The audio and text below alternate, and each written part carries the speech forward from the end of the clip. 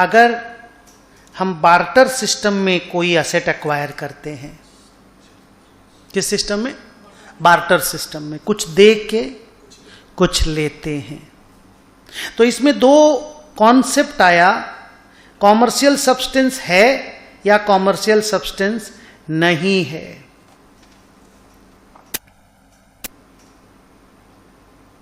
Commercial substance है का मतलब है आप ले रहे हो ना, बार्टर सिस्टम में कुछ दे के कुछ ले रहे हो ना, उसका कॉमर्शियल सिग्निफिकेंस है। आप पगलेट नहीं हो, you are not mad guy, you know how to do business. आप ले रहे हो ना, तो आपका कैश फ्लो का या तो रिस्क या टाइमिंग या अमाउंट या तीनों बदलेगा। आप ऐसे मजा के लिए नहीं ले रहे हो कि ठीक है ना पुराना दे के नया ले लेते हैं, नहीं। समझ रहे हो मैं क्या बोल रहा हूं? आपके ट्रांजैक्शन में कॉमर्शियल सब्सटेंस है, अगर है तो रिकॉर्डिंग फेयर वैल्यू पे होगी। जो आप नया एसेट एक्वायर कर रहे हो उसको जो आप डेबिट करोगे वो फेयर वैल्यू पे डेबिट करोगे। ऑब्वियसली पुराना एसेट क्रेडिट होगा ना, new asset account debit to old asset होगा ना, तो ओल्ड एसेट तो अपने कैरिंग अमाउंट पे क्रेडिट होगा ना यार, वो तो हटेगा ना बुक से, पर न्यू एसेट तो अपने फेयर वैल्यू पे डेबिट होगा, और जो भी डिफरेंस आएगा वो पीएल में जाएगा, उसको बोलेंगे पुराना एसेट का सेल का प्रॉफिट हुआ है। फॉर एग्जाम्पल, अपने पास एक लैंड था जिसका बैलेंस शीट में 10 लाख रुपया दाम था, बैलेंस शीट में 10 लाख का कैरिंग अमाउंट था। हम उसके बदले एक मशीन खरीदे, लैंड दे के मशीन लिए, वो 230 लाख उसका मार्केट प्राइस है।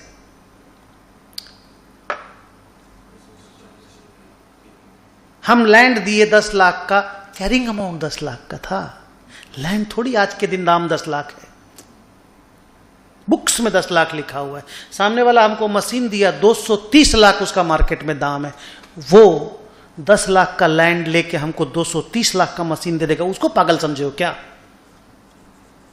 प्लीज, हम लोग दोनों सेन हैं, इंटेलिजेंट हैं, and we know we are not working under pressure. और हम लैंड देके मशीन ले रहे हैं, लैंड मेरा पड़ा हुआ था, कोई कैश फ्लो नहीं आ रहा था। मशीन लेंगे तो फैक्ट्री में लगेगा, आउटपुट बदल जाएगा। ट्रांजैक्शन में कॉमर्शियल सब्सटेंस है कि नहीं है? है। तो नया मशीन जो रिकॉर्ड होगा फेयर वैल्यू पे रिकॉर्ड होगा। मेरा बुक में जो जर्नल एंट्री आएगा वो मशीन अकाउंट डेबिट 230 आएगा, दिख रहा है ना बच्चों?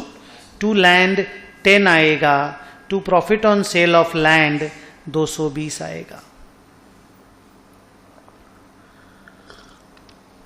बोल हाँ।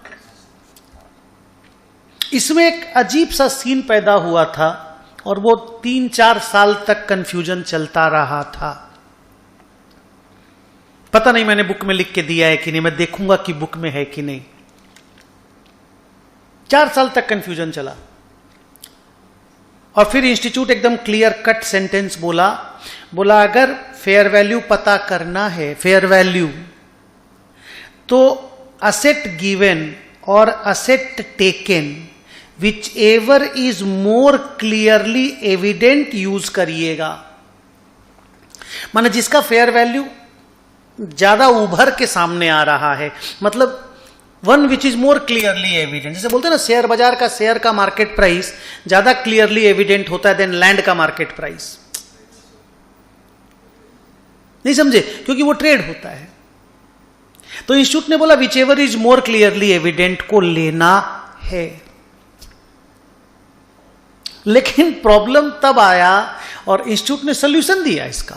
प्रॉब्लम तब आया कि अगर दोनों क्लियरली एविडेंट है तब क्या करेंगे।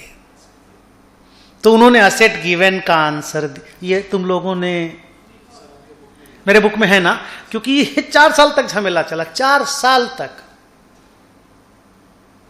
कोई सम कैसे करा देता, कोई सम कैसे करा देता, किसी में कुछ कर देता इंस्टीट्यूट। बेचारा टीचर परेशान, स्टूडेंट परेशान। फिर एक पैराग्राफ बना दिया उन्होंने सुंदर सा। पॉइंट समझ में आ गया ना, ये एसेट गिवन वाला लेना है, फिर एसेट टेकन वाला फेयर वैल्यू को इग्नोर कर देना है। फॉर एग्जाम्पल, मान लो मैंने एक लैंड था मेरे पास 10 लाख का, मैंने उसको दे करके मशीन ले लिया। मशीन का फेयर वैल्यू क्वेश्चन में लिखा है 230 और क्वेश्चन में लिखा है लैंड का फेयर वैल्यू 226।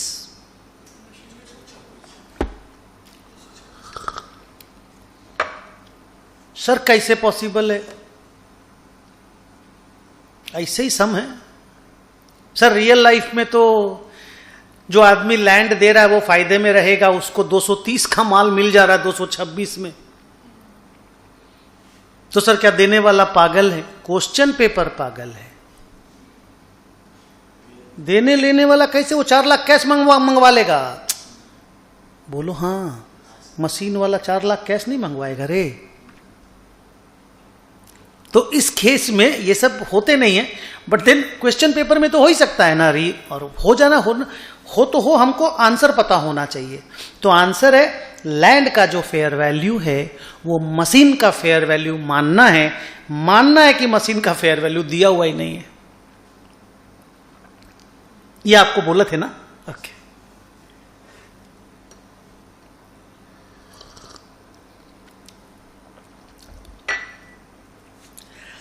अब आया, अगर ट्रांजैक्शन में कॉमर्शियल सब्सटेंस नहीं है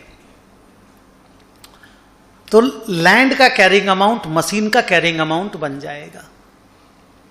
माने मशीन 10 लाख रुपया में लिखा जाएगा अगर कॉमर्शियल सब्सटेंस नहीं है तो।